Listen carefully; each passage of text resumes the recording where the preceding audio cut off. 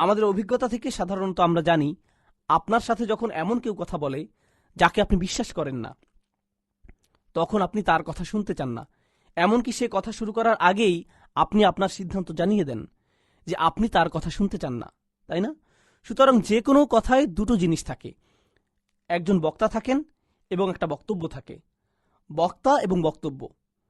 বক্তা তার বক্তব্য শুরুর আগেই যদি আপনি বক্তার ব্যাপারে আপনার সিদ্ধান্ত জানিয়ে দেন যে আপনি তার কথা শুনতে চান না, তাহলে তার বক্তব্য যাই হোক না কেন আপনি বলবেন, আমি শুনতে চাই না, আমি তার কথায় প্রভাবিত হব না, আমি আমার সিদ্ধান্ত জানিয়ে দিয়েছি। মানুষ এমনই করে। আপনি রাজনৈতিকভাবে একমত নন এমন কোনো রাজনৈতিক ব্যক্তিত্বের কথাই ধরুন, তারা যাই বলুক না কেন, তারা মঞ্চে বসে মুখ খোলার আগে আপনি বলে বসেন, এই লোকটা এখন সব অযৌক্তিক আর ভুলভাল কথা বলা শুরু করবে। সুতরাং এটা মানুষের একটা প্রবণতা। এখন এই প্রবণতাকে পরাস্ত করার জন্য আল্লাহ আজ্জাল্লাহ প্যাসিভ বা কর্মবাচ্যমূলক বাক্যে কথা বলেছেন।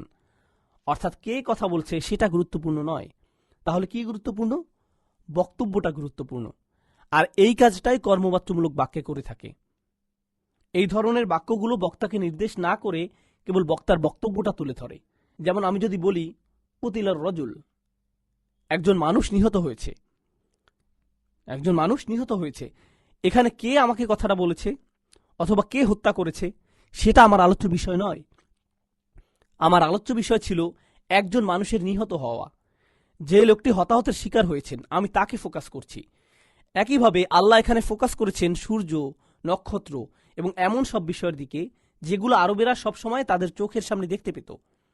এগুলো ছিল এমন সব বিষয় যা তাদের দৃষ্টিকে এড়ানো অসম্ভব ছিল। আমাদের বর্তমান যুগের সাথে সেই সময়টার কিন্তু বেশ পার্থক্য আছে।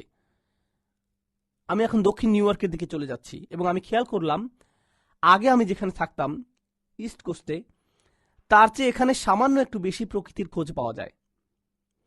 তার চেয়ে এখানে সামান্য একটু বেশি প্রকৃতির খোঁজ পাওয়া যায়। জানেন, আমি এমন শহরে থাকতাম যেমন আপনাকে কাজে যেতে হয়, কলেজে যেতে হয়, ট্রেন ধরতে হয়, আবার পাতাল ট্রেন ধরতে হয়, এত ব্যস্ত, সবাই যেন একদল জম্বি বা অনুভূতিহীন মানুষ। আমরা কেউ আকাশের দিকে তাকাই না, তাকাই না। আমরা এক ধরনের অস্বাভাবিক জীবনযাপন করছি, তাই না? মাঝে মাঝে পাকা রাস্তার ছোট ভাঙা অংশে হঠাৎ ঘাস বা আগাছা দেখলে আমাদের অস্বাভাবিক লাগে, মনে হয় যেন এটা ভুল জায়গায় জন্মেছে। কিন্তু বাস্তবতা হলো এটাই ছিল আমাদের চারপাশের একমাত্র স্বাভাবিকতা। আর যা কিছু আছে সুবহানাল্লাহ। সুতরাং আমরা একটা অস্বাভাবিক বা কৃত্রিম বাস্তবতায় বাস করছি।